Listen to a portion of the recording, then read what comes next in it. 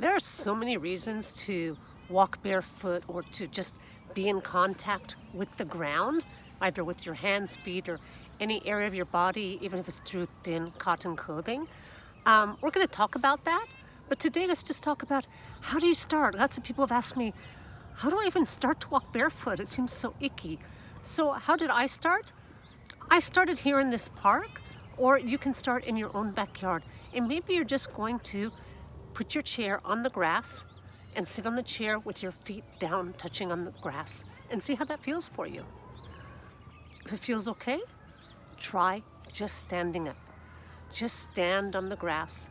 Feel it. Feel it between your toes, on your heels, all over your foot. Maybe wiggle your ankles around a little bit. As you wiggle your toes and feel the grass, think about moving like you did when you were a kid. And don't forget to subscribe, because we're going to talk about how walking barefoot can really change your life. Just see how that feels for you. You're going to notice things start to change in your body.